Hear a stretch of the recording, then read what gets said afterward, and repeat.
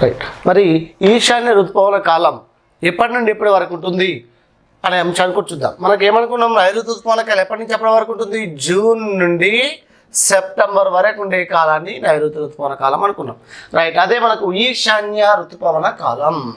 ఈశాన్య ఋతుపవన కాలం ఏ నెల నుండి ఏ నెల వరకు ఉంటుంది? అసలు ఈశాన్య ఋతుపవన కాలంలో ఉండేటువంటి పరిస్థితులు ఏంటివి? ఈశాన్య ఋతుపవన కాలం అనేది ఎంత వర్షపాతాన్ని కల్పిస్తుంది? ఇలాంటి అంశాలని మనం ఇప్పుడు పరిశీలన చేద్దాం. రైట్. అవి మనకు ఈశాన్య ఋతుపవన కాలం అంటే నార్త్ ఈస్ట్ మాన్సూన్స్ అంటాము. మరి ఇవి ఎక్కడి నుండి వస్తున్నాయి ఈ అంశాన్ని కూడా గమనిద్దాం. రైట్. భారతదేశ యొక్క మూడవ కాలం ఈశాన్య ఋతుపవన కాలం. ఈశాన్య ఋతుపవన కాలం. రైట్. ఇది వచ్చేసి అక్టోబర్ నుండి డిసెంబర్ వరకు మాత్రమే ఉంటుంది.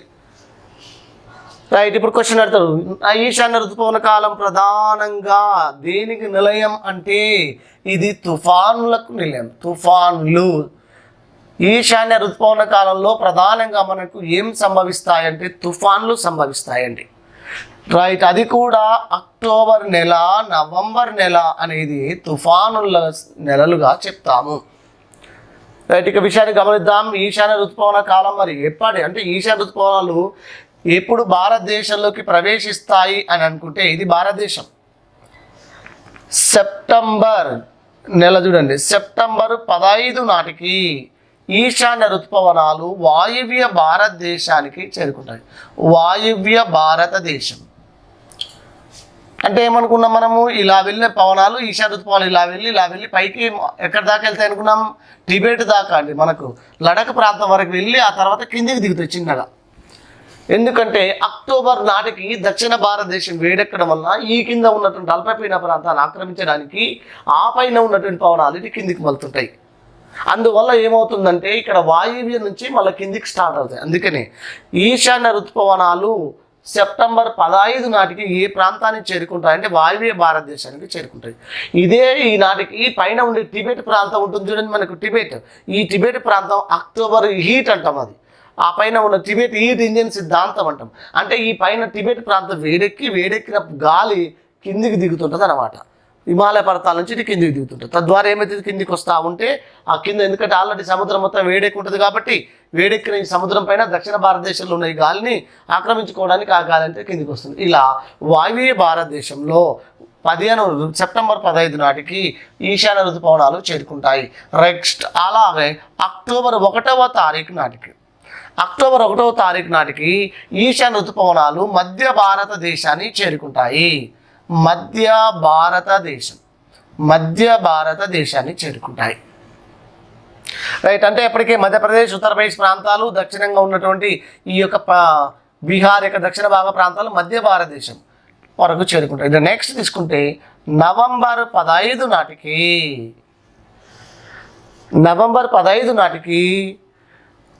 కేజీ బేసిన్ కృష్ణా గోదావరి మధ్య ప్రాంతాన్ని కేజీ బేసిన్ అంటాం. ఇటు చూడండి, ఇగో ఇదంతా గోదావరి, ఇగో ఇది మొత్తం కూడా కృష్ణా నది.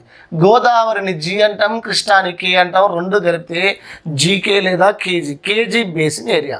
అంటే కృష్ణా నది, గోదావరి నదుల మధ్య ఉన్న ఈ ప్రాంతం ఏదైతే ఉందో దీనినే మనం ఏమంటామంటే కేజీ బేసిన్ అంటాం. జనరల్గా ఈ ప్రాంతమే ఎక్కువ ఎఫెక్ట్ అని గుర్తుపెట్టుకోవాలి, కేజీ బేసిన్ ఏరియా. అంతేకాదు తుంగభద్ర బేసిన్, తుంగభద్ర అనేది ఎక్కడ ప్రవహిస్తుందో మనకు తెలవాలి. ఆల్రెడీ మనం ఈ టాపిక్ డిస్కస్ చేసినాం. రైట్. తుంగభద్ర ఇది తుంగభద్ర అంటే ఇది అంటే కృష్ణా నది, గోదావరి నది, తుంగభద్ర నదుల యొక్క పరివాహక ప్రాంతానికి నవంబర్ 15 నాటికి ఈశాన్య ఋతుపవనాలు చేరుకుంటాయి. ఇక నెక్స్ట్ తీసుకున్నట్లయితే డిసెంబర్ 15 నాటికి మరలా తమిళనాడు తీర ప్రాంతం వరకు వచ్చేస్తాయి, తమిళనాడు వరకు వచ్చేస్తాయి. 15 నాటికి ఎక్కడికి చేరుకుంటాయంటే తమిళనాడుకు చేరుకుంటాయి. ఇప్పుడు చూడండి ఈశాన్య ఋతుపవనాలు మ్యాప్ ఒకసారి చూడండి. భారతదేశం ఇలా ఉంటే భారతదేశం భారతదేశం ఇలా ఉంటే ఇది భారతదేశం అనుకుంటే, నైరుతి ఈశాన్య ఋతుపవనాలు ఇలా వస్తున్నాయి అనుకున్నాం. మనం ఇలా వెళ్ళి ఈ పవనాలు ఏమైనా ఇలా వెళ్ళి ఇలా వెళ్ళి ఇలా వెళ్ళి ఇలా వెళ్ళి బేరింగ్ జలసంధి దాకపోయి అవి ఏమైనా ఇట్లా తిరిగినాయి అనుకున్నాం. కాబట్టి ఏమన్నాం, వీటిని ఇటు ఏమన్నాం. అలాగే పైకి వెళ్ళినటువంటి ఈ పవనాలు ఇలా వెళ్ళి తిరిగినాయి కదా, ఇలా వెళ్ళిన తర్వాత ఈ పవనాలు ఏమైనా ఇలా తిరిగినాయి కదా, రైట్. ఇవన్నీ తిరిగినాయి. తిరిగిన వల్ల వీటిని ఏమంటాం, తిరోగమన పవనాలు. తిరోగమన పవనాలు అంటే ఈశాన్య ఋతుపవనాలని తిరోగమన పవనాలు అంటాము. తిరోగమన ఋతుపవనాలు. ఇవి తిరిగి వస్తున్నప్పుడు ఇలా తిరిగి ఇటు మళ్ళినాయి, తిరిగి ఇలా ఇటు మళ్ళినాయి, తిరిగి ఇలా పోయి ఇటు మళ్ళినాయి. అంటే ఇప్పుడు ఇది ఏ దిశ, ఇప్పుడు ఏ దిశ, ఇప్పుడు ఇట్లా చూపిస్తున్నాం. ఈ బాణం గుర్తు ఏదైతే ఉందో ఈ యాంగిల్ ఏ దిశను చూపిస్తుంది, ఈశాన్య దిశను చూపిస్తుంది. కాబట్టి ఏమంటున్నాం, వాటిని ఈశాన్య ఋతుపవనాలు అంటున్నాం. ఇప్పుడు ఇలా తిరిగి భారతదేశానికి వస్తున్నాం. ఈ తిరోగమన మనం ఆల్రెడీ డిస్కస్ చేసినాం, రైట్. ఈ తిరోగమన పవనాలు ఇలా వస్తున్నప్పుడు మళ్ళా మేఘాలయ రాష్ట్రాన్ని కాసేకొండలు ఢీకొట్టి అక్కడి నుంచి రెండుగా చీలింది. ఇదేమో దక్షిణపు ఈశాన్య ఋతుపవన శాఖ, ఇదే ఉత్తర ఈశాన్య ఋతుపవన శాఖ. ఈ దక్షిణపు శాఖ ఏమవుతుంది, ఇలా పశ్చిమ బెంగాల్, ఒరిస్సా, ఆంధ్రప్రదేశ్ కోస్తా ప్రాంతము, దక్షిణ కోస్తా, అలాగే రాయలసీమ ప్రాంతం, దక్షిణ తెలంగాణ రాయలసీమ, దాని ఆనుకున్నటువంటి తెలంగాణ ప్రాంతం, దక్షిణ తెలంగాణ, అలాగే తమిళనాడు, ఈ ప్రాంతం నుంచి ఇలా వస్తున్నాయి అన్నమాట.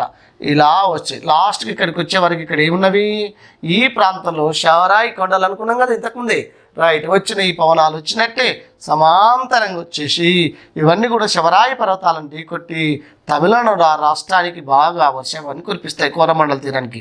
అలాగే దక్షిణ కోస్తా ప్రాంతం, రాయలసీమ ప్రాంతం, దక్షిణ తెలంగాణ ప్రాంతం, ఒరిస్సా తీర ప్రాంతాలు, పశ్చిమ బెంగాల్ ప్రాంతాలు ఇవన్నీ కూడా వర్షపాతం కల్పిస్తాయి. పైపచ్చి ఏమవుతుంది, ఇక్కడ అల్పపీడనం ఏర్పడది.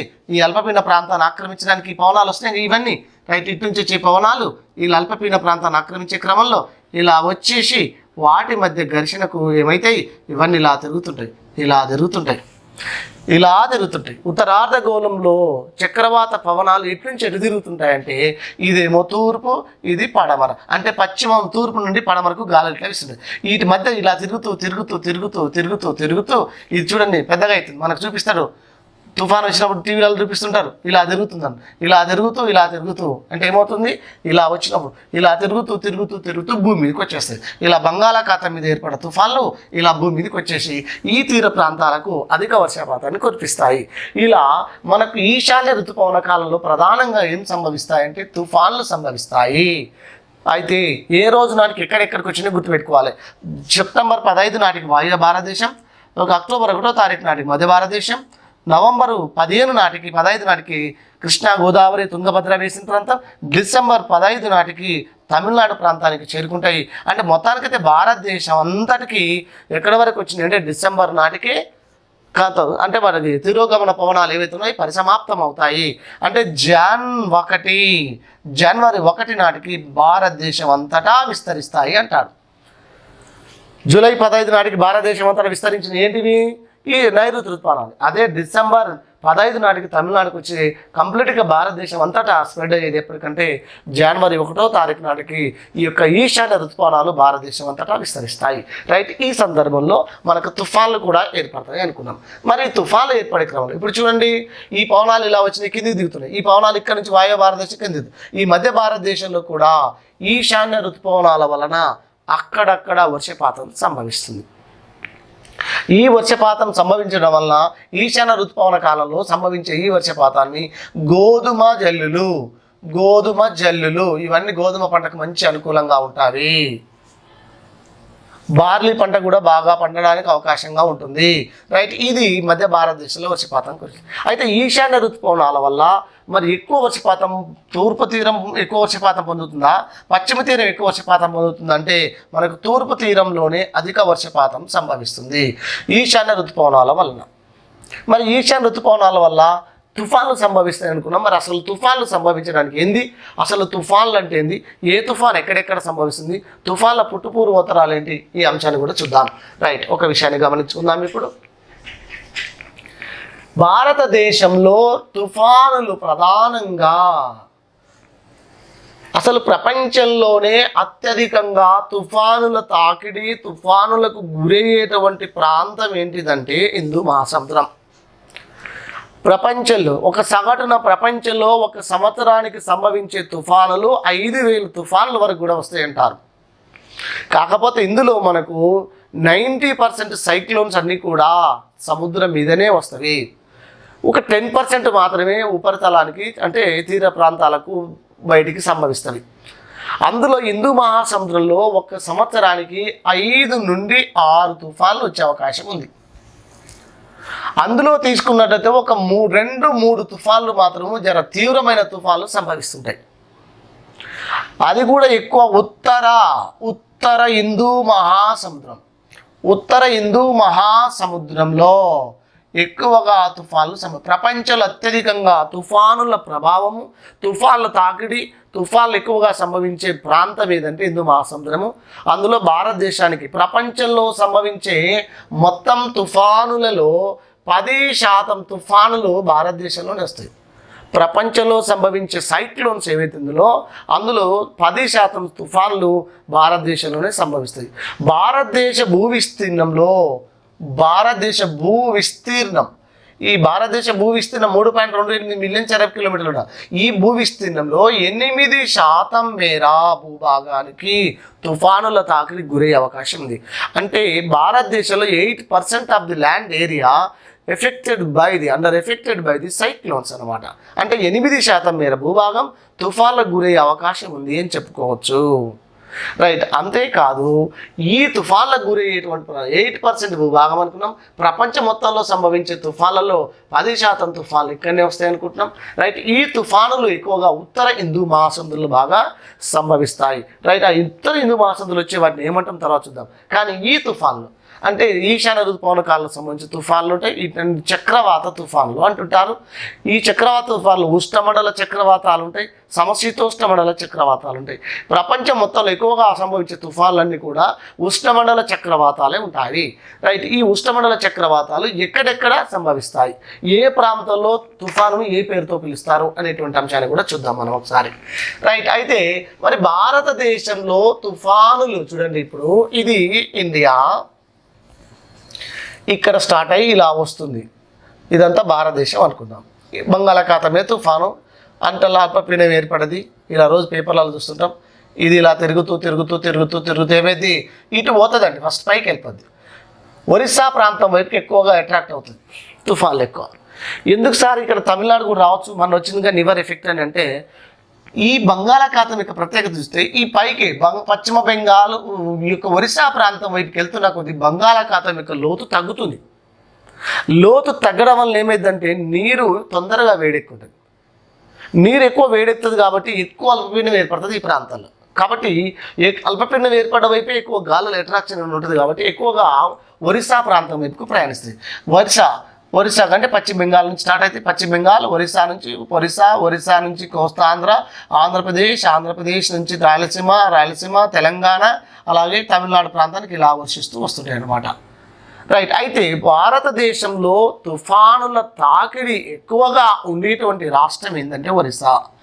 భారతదేశంలో తుఫానుల తాకిడి highest cyclone sitting of the state in India Orissa.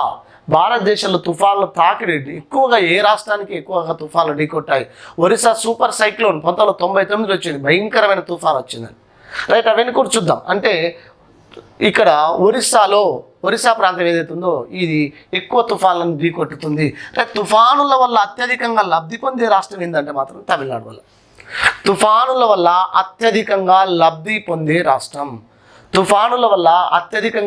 పొందే రాష్ట్రం ఏంటంటే తమిళనాడు.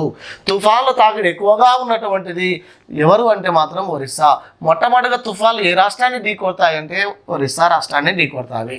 రైట్. ఈ రకంగా ఉంది. మరి ఈ తుఫానులని ప్రపంచంలో ఎక్కడెక్కడ ఏ పేర్లతో పిలుస్తారు?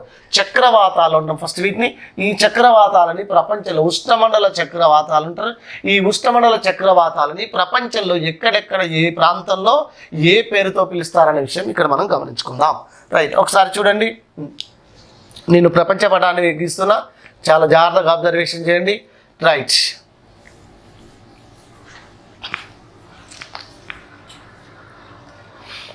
భారతదేశం ఇది భారతదేశం ఇలా ఉంది. ఇది ఆగ్నేయాసియా, ఇదంతా తూర్పాసియా, ఇదంతా తూర్పాసియా. రైట్. ఇది పర్షియా సింధు శాఖ ఇలా వచ్చేసినాం. ఇదంతా ఎర్ర సముద్ర ప్రాంతం. ఇది ఆఫ్రికా ఖండం.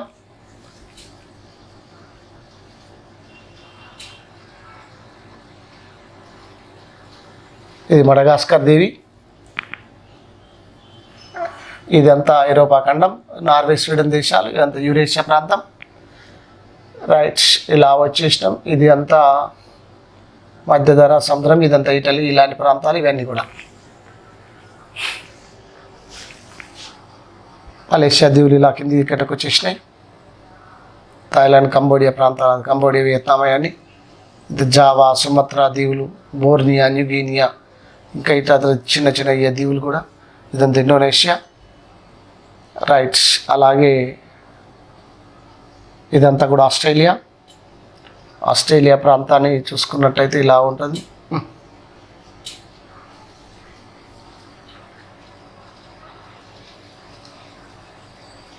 టాస్మానియా, ఇది న్యూజిలాండ్. ఇదంతా ఉత్తర అమెరికా, కాలిఫోర్నియా ప్రాంతం. ఇది మనకు అవసరం లేదు, ఉత్తర అమెరికా అవతల కనిపిస్తుంది, తర్వాత చూద్దాం. ఇదంతా దక్షిణ అమెరికా ఇలా ఉంటుంది.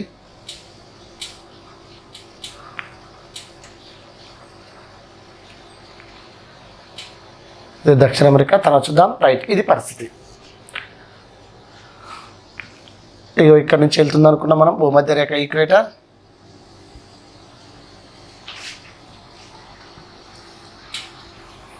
ఇది మొత్తం ఈక్వేటర్, భూమధ్య రేఖ, 0 డిగ్రీ అక్షాంశం.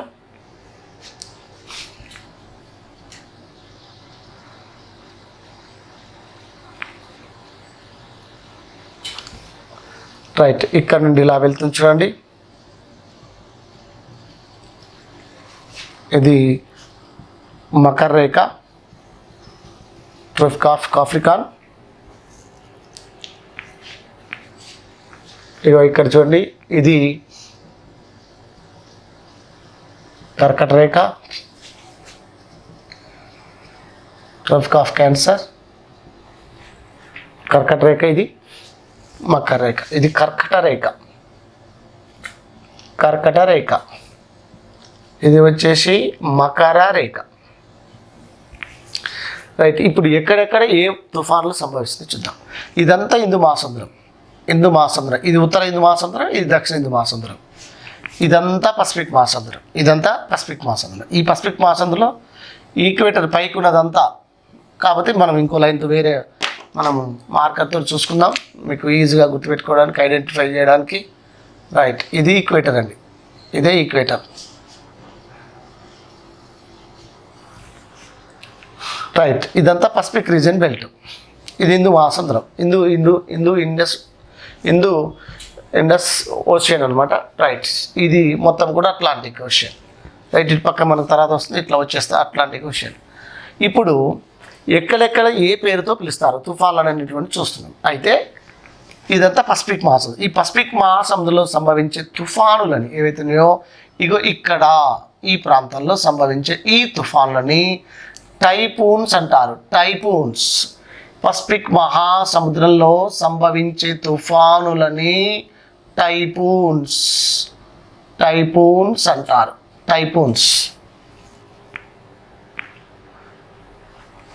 ఇగో ఇక్కడ మెక్సికో, ఈ కాలిఫోర్నియా, ఈ 2 ప్రాంతాలు ఉంటాయి. ఇగో ఇక్కడ మెక్సికో ప్రాంతం, ఇక్కడ యువతల 2 వైపులా కూడా సంభవించేవి. ఇక్కడ వీటిని ఇటు పక్క చూపిస్తాను నేను. అదే మ్యాప్ని నేను ఇటువైపు తీసుకొచ్చి చూపిస్తున్నా. అంటే అదే దక్షిణ అమెరికా ఖండం ఇలా ఉంటుంది. ఇక్కడ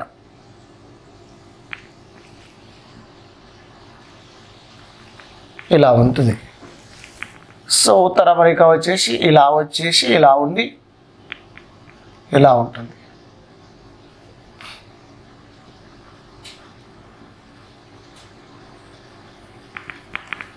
ఇది మొత్తం ఉత్తర అమెరికా. ఇగో ఈ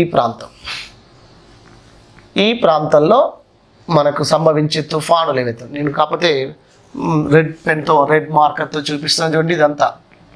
ఇదంతా ఏరియా టైఫూన్స్, ఇదంతా టైఫూన్స్ ఏరియా.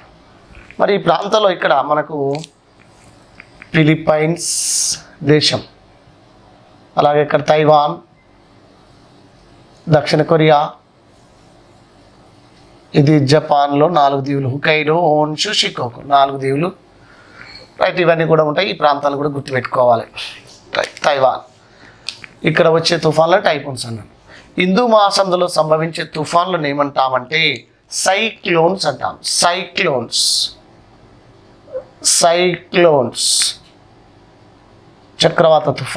చక్రవాతాలని హిందూ మహాసముద్రంలో సంభవించే చక్రవాతాలను ఏమంటామంటే సైక్లోన్స్. రైట్, అలాగే ఇగో ఆస్ట్రేలియా, ఇదన్నమాట ఆస్ట్రేలియా యొక్క వాయువ్య ప్రాంతం అని చెప్పవచ్చు. ఈ ఆస్ట్రేలియా ప్రాంతంలో ఇక్కడ సంభవించే తుఫాన్లను ఏమంటామంటే విల్లీ. ఆస్ట్రేలియాలో సంభవించే తుఫాన్లని ఏమంటామంటే విల్లీ అంటాం. రైట్, ఈ ప్రాంతాల్లో సంభవించే వాటిని ఇక్కడ చూడండి. ఇగో ఇక్కడ వీటిని ఏమంటామంటే మనము హారికేన్స్ అంటారు. ఇగో ఇక్కడ కూడా హారికేన్స్, మెక్సికో సింధు శాఖ అంటాం, ఇదే హారికేన్స్ అంటాం. 2008 ఆ పీరియడ్లో మనకు కత్రినా హారికేన్ వచ్చింది. రైట్, ఇట్లా రీసెంట్గా కూడా కొన్ని హారికేన్స్ వచ్చింది, చూద్దాం. హారికేన్స్ అంటారు. ఇక్కడ ఫ్లోరిడా ప్రాంతం, ఇది ఉత్తర అమెరికా ప్రాంతం, యుఎస్ఏకు ఫ్లోరిడా ప్రాంతం. ఈ పైకి తీసుకుంటే ఇక్కడ సంభవించే వాటిని టోర్నాడోల్స్ అంటారు. యాక్చువల్గా టోర్నాడోల్ అనేది ఇది ఒక చక్రవాత ప్రవాహ గాలి, అంటే ఉష్ణ గాలి, ఒకటి ఉరుముల మెరుపులతో ఒక గాలి తిరుగుతూ ఉంటుంది. ఆ గాలి వల్ల వర్షాలు వస్తాయి. అది నీటి స్తంభాలు ఏర్పడి అవి భూమి మీదకి వచ్చినట్లయితే మనకు ఊళ్ళలో చూస్తుంటాం, సుడిగాలి అంటాం చూడండి. అట్లా ఒక గాలి తిరిగి నీటిపైకి వెళ్ళి నీటిని కూడా పైకి లాక్కొని వెళ్ళిపోయి ఒక నీటి జలచక్రం, అంటే జలస్తంభం ఏర్పడుతుంది. ఒక నీటి స్తంభాలు ఏర్పడి అవి భూమి మీదకి వచ్చేసి వర్షపాతానికి కారణమవుతాయి. అలాంటి వాటిని టోర్నాడోల్స్ అంటారు. రైట్, ఫ్లోరిడా ప్రాంతంలో సంభవించే తుఫాన్లని టోర్నాడోల్స్, ఇక్కడ వచ్చే వాటిని హారికేన్స్. రైట్, అలాగే హిందూ మహాసముద్రంలో సంభవించే వాటిని సైక్లోన్స్, ఆస్ట్రేలియా ప్రాంతాల్లో సంభవించే తుఫాన్లను విల్లీ, అలాగే పసిఫిక్ మహాసముద్రంలో సంభవించే వాటిని టైఫూన్స్ అంటారు. రైట్, ఈ రకంగా మనకు కొన్ని ప్రధానంగా. ఇక అలాగే బగువో, ఫిలిప్పైన్స్ లాంటి ప్రాంతాల్లో తీసుకున్నట్లయితే బగువో ఇది స్థానిక పేరు, ఇది కూడా ఇందులో భాగం అన్నట్టే. బగువో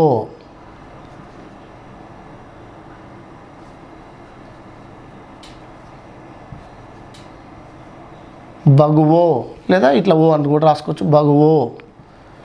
బగువో అనే పేరుతో పిలుస్తారు.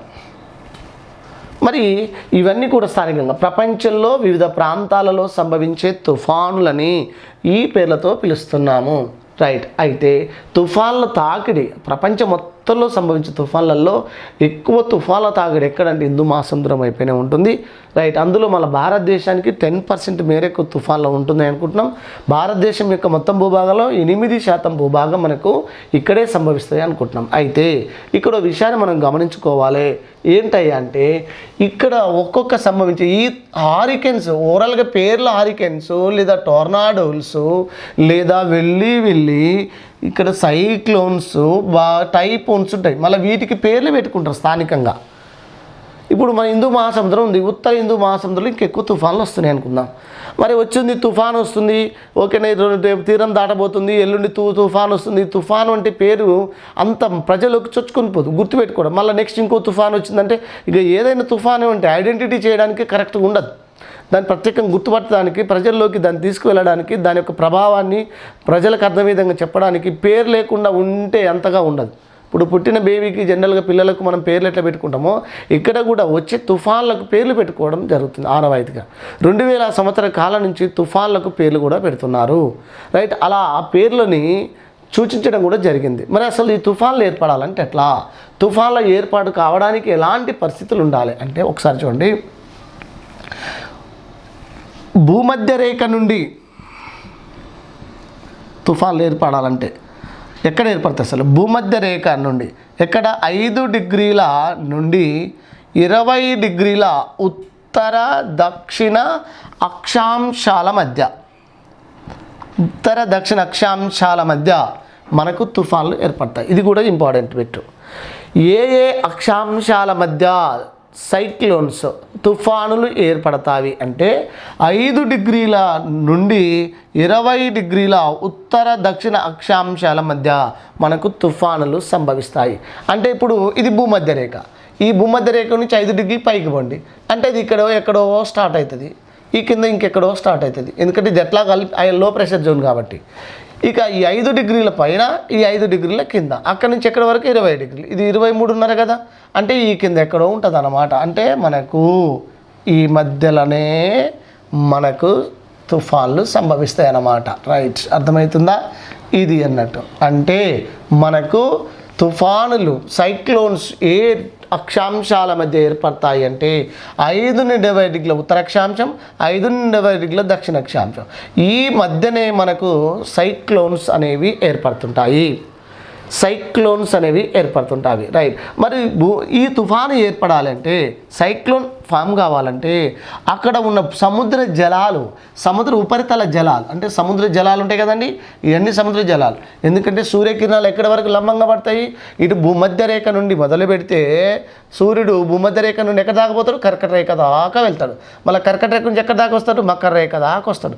అంటే సూర్యకిరణాలు మకర రేఖ నుండి కర్కట రేఖ, కర్కట రేఖ నుండి మకర రేఖ మధ్య సూర్యకిరణాలు లంబంగా పడతాయి. కాబట్టి ఈ మధ్యలోనే మనకు ఎక్కువగా సైక్లోన్స్ ఏర్పడడానికి అవకాశం ఉందన్నమాట. సమాన వర్షపాతం ఏర్పడడానికి కూడా అవకాశం ఇక్కడే ఉంది. అయితే ఈ సందర్భంలో ఈ 2 ప్రాంతాల మధ్య ఎక్కువ ఉష్ణోగ్రతలు ఉండడం వల్ల ఎంతవరకు 26 డిగ్రీల సెల్సియస్ ఉష్ణోగ్రత వరకు సముద్రపు నీరు వేడెక్కినట్లయితే, సముద్రపు నీరు ఎంతవరకు వేడెక్కాలి?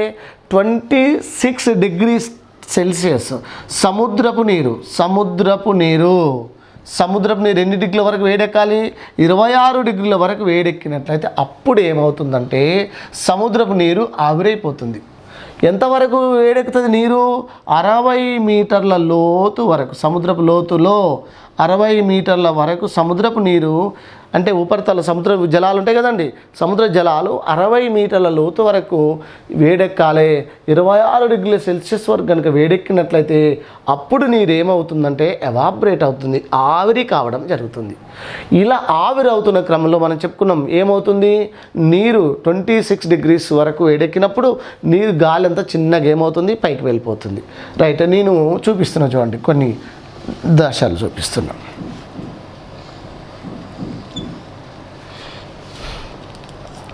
ఇదంతా సముద్ర జలం.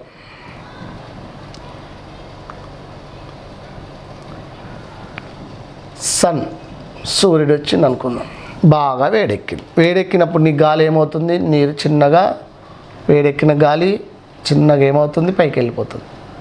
ఇక్కడ నుంచి నీరు అంతా ఏమవుతుంది, వేడెక్కింది పైకి వెళ్ళిపోతుంది, సముద్ర నీరు ఉన్నదంతా పైకి వెళ్ళిపోతుంది అన్నమాట. రైట్, ఇలా పైకి వెళ్ళిపోతున్నప్పుడు రెండో కండిషన్లు ఏమవుతుందంటే,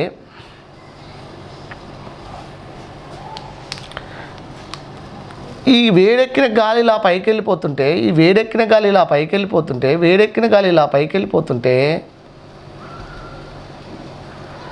ఇరువైపుల నుండి చల్లటి గాలి కిందికి దిగుతుంటుంది. చల్లటి గాలి ఇట్లా వస్తుంది అనమాట.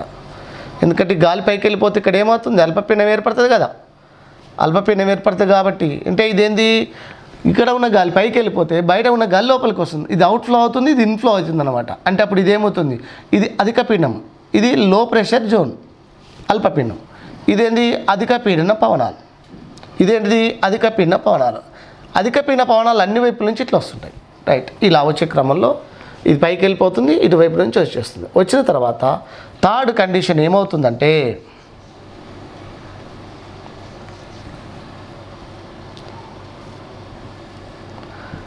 ఈ ఉపరితలం, సముద్ర జలాల ఉపరితలం మీద వీటి మధ్య ఘర్షణకు తిరుగుతుంటాయి అన్నట్టు.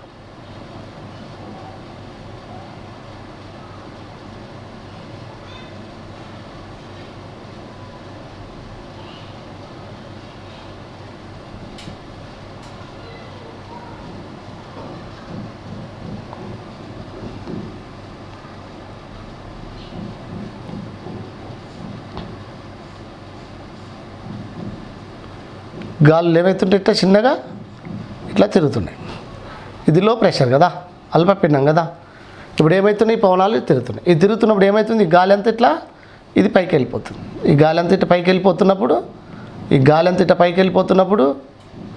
ఈ పవనాలు ఇలా తిరుగుతున్నాయి. ఎందుకంటే హై ప్రెషర్స్ వస్తున్నాయి కదా, బయట నుంచి ఏమవుతున్నాయి, పవనాలు లోపలికి వస్తున్నాయి. ఇవన్నీ లోపలికి వస్తున్నాయి. లోపలికి వచ్చి ఇటు మధ్య ఘర్షణకి ఏమవుతుంది, తిరుగుతుంది. ఇలా ఏర్పడదు ఈ ప్రాంతం. ఇది లో ప్రెషర్. ఈ లో ప్రెషర్ తిరుగుతూ ఏమవుతుంది, గాలి పైకి వెళ్ళిపోతుంది. పలిగి అయిపోయి దూరంగా వెళ్ళిపోతాయి. ఏమవుతుంది, కొంతకాలానికి వచ్చినాక మళ్ళీ నెక్స్ట్ మ్యాప్లో చూస్తుంటే ఇలా పైకి వెళ్ళిపోయి ఇక్కడ ఎక్కడో దూరంగా వెళ్ళిపోతాయి, ఈ ప్రాంతాన్ని ఇలా ఆక్రమించుకుంటాయి. ఇలా ఈ తిరుగుతూ ఈ ప్రాంతంలో ఉన్న నీటిని మొత్తాన్ని కూడా ఏం చేస్తాయి, పైకి లాగేసుకుంటాయి. ఈ నీళ్ళని మొత్తం కూడా పైకి తీసుకుని పక్క ప్రాంతాలకు వెళ్ళిపోతాయి. ఏమవుతుంది, ఇటు ప్రాంతాలకు వెళ్ళిపోయి ఏమవుతుంది, వర్షపాతాన్ని కురిపిస్తాయి. ఇలా మనకు ఇలా స్టేజ్ లాగా ఇది ఒకటి ఫస్ట్ స్టేజ్, ఇది సెకండ్ స్టేజ్, ఇది థర్డ్ స్టేజ్, ఇది వచ్చేసి ఫోర్త్ స్టేజ్. ఇలా మనకు వివిధ దశలలో ఏమవుతుందంటే తుఫాను అల్పపీడనం కాస్త ఏమవుతుందంటే చక్రవాతంగా మారుతుంది. ఈ చక్రవాతంగా మారి అది తుఫానుగా మారిపోయి ఆ తుఫానులు ఇక ఇతర ప్రాంతాల్లో ఈ రకంగా సంభవిస్తుంది, వర్షపాతం సంభవిస్తుంది. అంటే మనకు ఒక మ్యాప్ లాగా చూడాలంటే ఇప్పుడు బంగాళాఖాతం ఇది బంగాళాఖాతం. ఇక్కడ అల్పపీడనం ఏర్పడదు. ఇక్కడ ఏర్పడిన అల్పపీడన ఉదాహరణకు నన్ను చూడండి. ఇప్పుడు ఇది ఒక అల్పపీడన ప్రాంతం. అధిక పీడన పవనాలన్నీ అన్ని వైపుల నుంచి ఇలా వచ్చి ఒకేసారి ఆక్రమించుకున్నాను. ఎందుకంటే ఒకవైపు నుంచి గాలి వచ్చి ఇంకో వైపు నుంచి పోతే అక్కడ అల్పపీడనం అట్లా ఉండదు. అల్పపీడనం అనేది మధ్యలో ఇట్లా గాలి ఒకేసారి ఆ చుట్టుపక్కల ఒక పర్టికులర్ ఏరియాలో నీళ్ళు ఆవిరైపోతుంటే అన్ని వైపుల నుంచి అల్పపీడన ప్రాంతానికి పవనాలు వీస్తాయి. అధిక పీడన పవనాల మధ్య ఘర్షణ తాలెత్తి అవి తిరుగుతుంటాయి. ఒక గరాటు ఆకారంలో ఇట్లా తిరుగుతూ ఉంటాయి. ఇలా తిరుగుతూ గాలి ఏమవుతుంది, తిరుగుతుంది. గాలి దేనికోసం తిరుగుతుంది, అల్పపీడన ప్రాంతాన్ని ఆక్రమించడానికి. అధిక పీడన పవనాలు ఒరిపిడికి ఒకదానికొకటి ఒత్తిడి గురై తిరుగుతుంటే ఆ అధిక పీడన పవనాలు తిరుగుతున్న క్రమంలో ఇంకా అల్పపీడన లోపల లో ప్రెషర్ అట్నే ఉంది, కానీ బయట నుంచి ఇట్లా తిరుగుతున్న క్రమంలో ఆ గాలి ఒరిపిడికి సముద్రం నీళ్ళు పైన ఉపరితల నీళ్ళు కూడా ఏమైతే తిరుగుతుంటాయి. అంటే గాలి తిరుగుతుంది, నీళ్లు తిరుగుతుంటాయి. ఈ అల్పపీడన ప్రాంతం ఇంకా వేడెక్కుతుంటే పైకి వెళ్ళిపోతుంది. అది పైకి వెళ్తూ ఉంటే ఈ నీళ్ళను కూడా ఏం చేస్తుంది, ఇలా తిరుగుతూ క్రమంలోనే పైకి లాగేసుకుంటుంది. ఇలా పైకి లాగుతుంటుంది అంటే సముద్రం నీళ్ళన్నీ పైకి వెళ్ళిపోతుంటాయి. ఇలా లాగుతూ పైకి వెళ్ళిపోతుంది. తిరుగుతూ ఏమవుతుంది, అది పక్క ప్రాంతాల్లోకి వెళ్ళిపోయి ఎక్కడో పనిపిస్తుంది. అందుకనే మనకు చూడండి బంగాళాఖాతం మీద తుఫాన్ ఏర్పడు. ఉదాహరణకు ఇలా తిరిగి ఇలా మీదకి వస్తాయి అన్నమాట. అలా వచ్చేటప్పుడు ఏమైంది, జనరల్గా మనం గమనించాలి, తుఫాన్ వచ్చినప్పుడు వర్షపు చినుకులు అంటే ఇలా అడ్డంగా వస్తాయి, ఇట్లా వస్తుంటాయి చూడండి. తుఫాన్ వచ్చేటప్పుడు నీళ్ళు ఇట్లా అడ్డం. అలా కాకుండా పర్వతీయ వర్షపాతం పడుతుంది అనుకో స్ట్రైట్గా వస్తుంది. చక్రవాత వర్షపాతం అనుకో చినుకు స్ట్రైట్గా పడుతుంటుంది. అంటే ఇప్పుడు ఇది మేఘం ఇప్పుడు ఇది పడుతుంది వర్షం, ఇది చక్రవాత వర్షపాతం.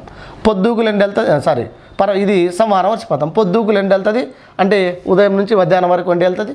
ఆ వర్షానికి ఇట్లా పడుతుంది. అదే తుఫాన్ వచ్చింది అనుకో ఇప్పుడు చినుకు ఏమైతే ఇట్లా అడ్డంగా వస్తుంది చెప్తున్నాం, ఇట్లా అడ్డంగా వస్తుంది, ఇట్లా చినుకులు అడ్డంగా వస్తాయి. తుఫాన్ వచ్చినప్పుడు ఇలా అడ్డంగా వస్తుంటాయి. అందుకనే ఇప్పుడు ఈ తీర ప్రాంతం నుంచి నీళ్ళు ఇలా అడ్డంగా పోతుంటాయి. అంటే బంగాళాఖాతం నుంచి నీళ్ళు ఇట్లా ముందుకు ఇట్లా పోతుంటాయి, అంటే ఇట్లా క్రాస్కి వెళ్తుంటే మరి తీర ప్రాంత రక్షణ కోసము మరి ఒకేసారి తీరం మీద ఇంత మొత్తంలో నీళ్ళన్నీ వచ్చి ఇట్లా గుప్పించినట్టే. మనం నీళ్ళు కాక ఒడ్డు నుంచి ఇట్లా గుప్పితే ఎట్లా నీళ్ళు వస్తుంటాయి అట్లా ఇట్లా వస్తున్నప్పుడు తీర ప్రాంత రక్షణార్థము ఇక్కడ అడవులను నిర్మించాలి. తీర ప్రాంత స్థిరీకరణ కోసము స్థిర ప్రాంతాల్లో ఉన్న గ్రామాలని తీర ప్రాంతాన్ని కాపాడుకోవడానికి ఈ తీర ప్రాంతంలో మనము కొన్ని అడవులను పెంచుతాం. ఈ పెంచే అడవులని రైఫీనియరీ రకపు అడవులు అంటాం. రైఫీనియరీ రకపు అడవులు. ఈ అడవులలో ఇవన్నీ కూడా కొన్ని ఏమంటారు వాటిని అంటే మాంగ్రూవ్స్ వనాలు బాగా పెంచుతాం. మాంగ్రూవ్స్ ఫారెస్ట్, ఓకేనా. ఇలా మడ అడవులను పెంచుతుంటాం. మాంగ్రూవ్స్ అన్న కూడా మడ అడవులు. ఈ మడ అడవులు పెంచడం వల్ల అందులో ఇవన్నీ కూడా ఇప్పుడు తీర ప్రాంతాల్లో స్ట్రైట్గా ఓకేనా ఉండాలి. ఎందుకంటే బాగా వేగంగా వచ్చే గాలులు వేగంగా వచ్చి నీటి తాకిడిని అంటే తుఫాను యొక్క తాకిడిని తట్టుకోవాలి. లోపలికి వెళ్తా ఉంటే దాని ప్రభావం తక్కువ ఉండాలి. అంటే దగ్గరగా చెట్టు తిక్కుగా ఉండాలి. అందుకని తాటి చెట్లు కానివ్వండి, కొబ్బరి చెట్లు కానివ్వండి, ఓకేనా. ఇంకా మడాడులలో ఉప్పు పన్న బొడ్డుపొన్న, రైజోఫోరా, అవిసీనియా తెల్లిమెడ, మడ, గుండుమడ, ఇలా కొన్ని రకాల మొక్కలని చెట్లని పెంచుతుంటారు. ఇవన్నీ కూడా ఏమైతాయి అంటే, ఇప్పుడు కొబ్బరి చెట్టు ఉంది పక్కనే ఉంటుంది, ఇంకో చెట్టు ఉంది పక్కనే ఉంటుంది, ఇంకో చెట్టు ఉంది, ఇట్లా అన్ని దగ్గర ఉండడం వల్ల వచ్చేటువంటి నీటి తాకిడిని, తుఫాను తాకిడిని ఏం చేస్తుంది, తీర ప్రాంతాలను అడ్డగిస్తుంది. లోపలికి వెళ్తున్నా కొద్దీ దాని తీవ్రత తగ్గిపోతుంది.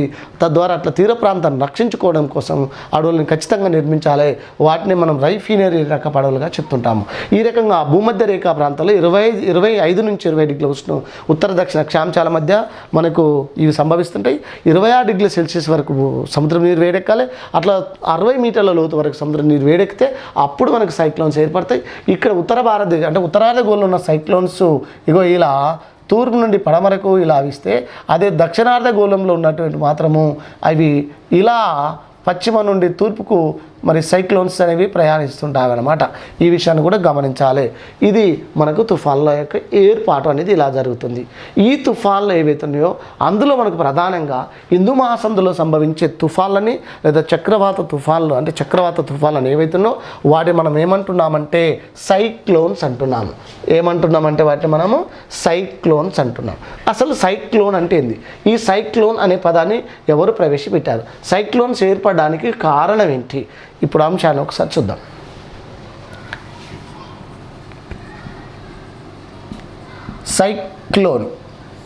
సైక్లోన్ ఇది ఒక ఆంగ్ల పదం. సైక్లోన్ అనే ఈ ఆంగ్ల పదం సైక్లోస్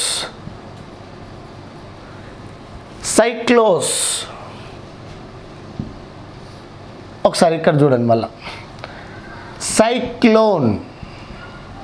సైక్లోన్ అనే ఆంగ్ల పదం సైక్లోస్ అనేటువంటి గ్రీకు భాషా పదం నుండి వచ్చింది.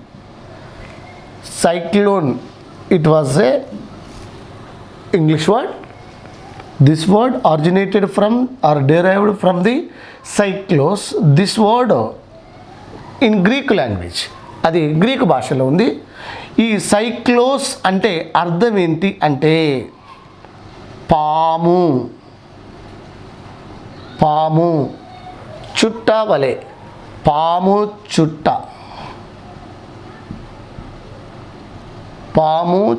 వలె.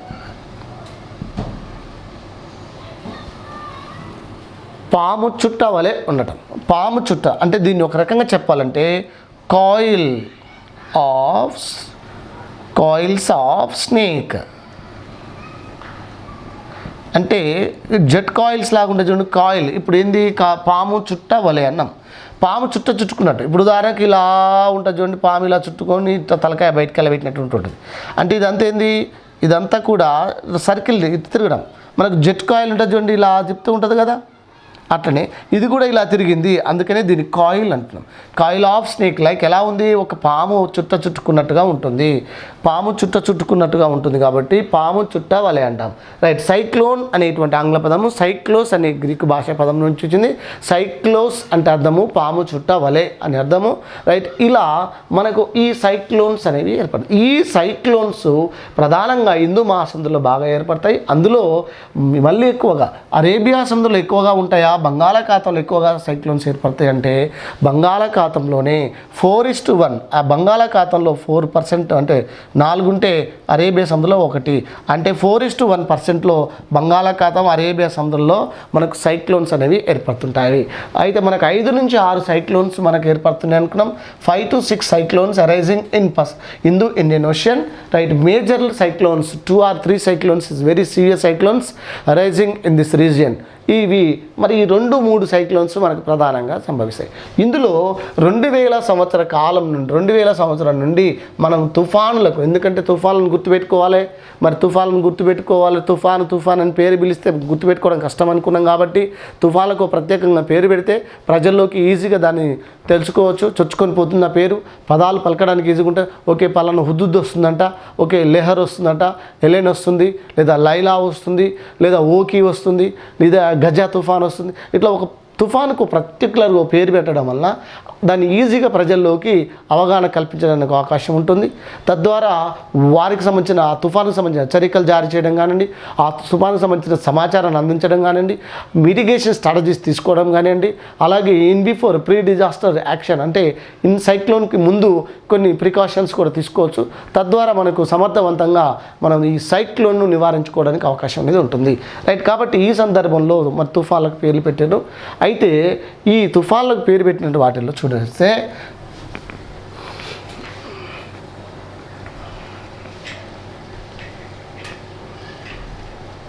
ఇటీవల కాలంలో ఎప్పటి నుంచి తుఫాన్లకు పేరు పెడతారు అంటే ఇక్కడ 13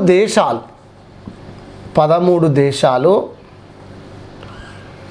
రీసెంట్గా కొత్త లిస్టును తయారు చేసుకుని హిందూ మహాసముద్రం చుట్టూ తీర ప్రాంతాల్లో ఉన్న దేశాలు 13 దేశాలు తుఫాన్లకు పేర్లు పెడతాయి. అయితే 13 దేశాలు ఉంటే ఒక దేశము 13 పేర్లని ప్రపోజ్ చేస్తుంది.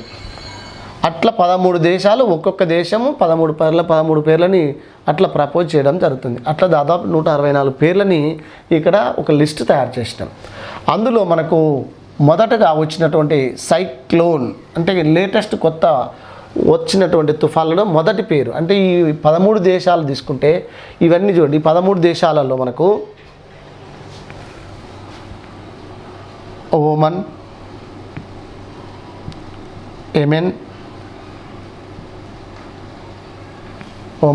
Yemen, Qatar, UAE, Saudi Arabia,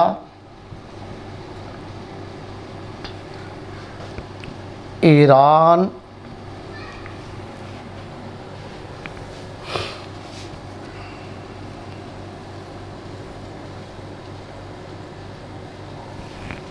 Pakistan,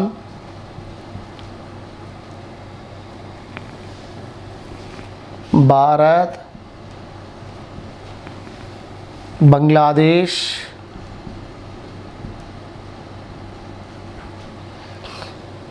Myanmar, Maldives, Thailand,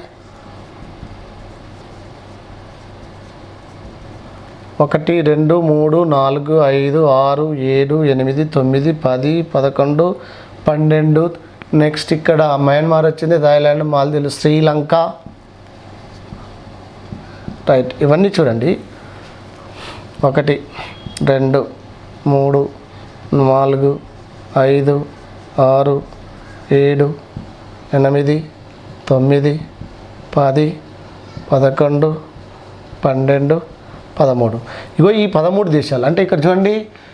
ఓమన్, Yemen, Qatar, UAE, Saudi Arabia, Iran, Pakistan, Bharat, Bangladesh, Myanmar, Thailand, Sri Lanka, Maldives ఇవన్నీ అనమాట.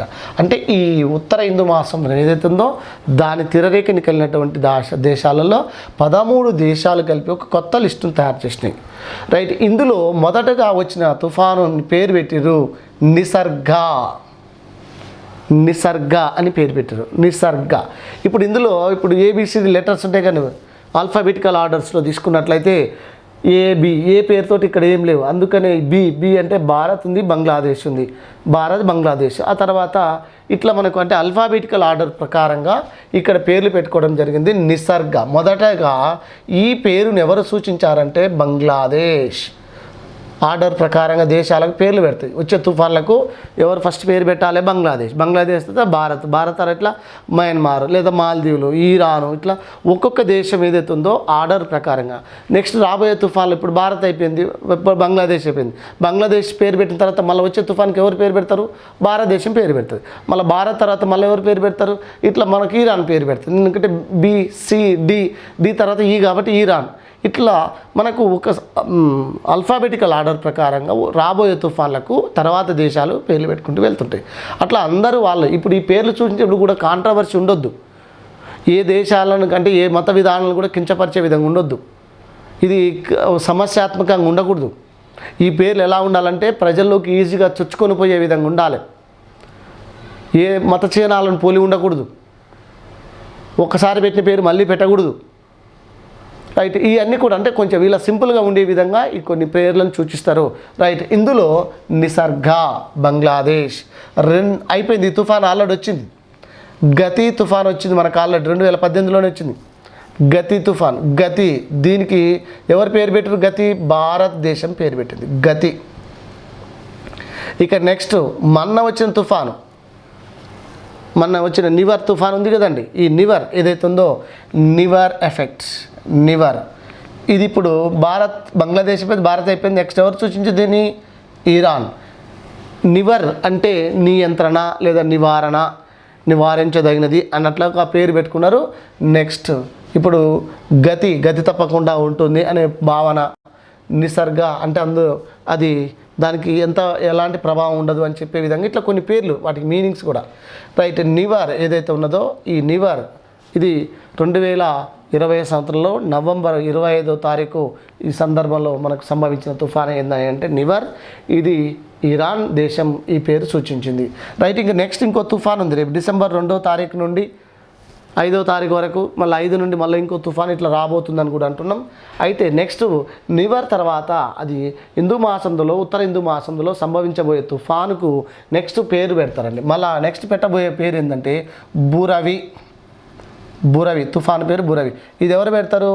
ఈ తుఫాను పేరు మాల్దీవులు పేరు పెడతాయి. మాల్దీవ్స్. రేపు రాబోయే తుఫానుకు ఏ పేరు పెడతారంటే బురవి అనే పేరు పెడతారు. రైట్, నెక్స్ట్ వచ్చే తుఫానుకు ఇక నెక్స్ట్ బురవి తర్వాత మరొక తుఫాను వస్తుంది, టౌకవి లేదా టౌకటి అనే పేరు పెడతారు.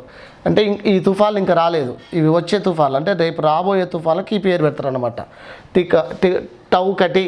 రైట్, ఈ తుఫాన్కి వచ్చేసి మయన్మార్ పేరు పెడుతుంది.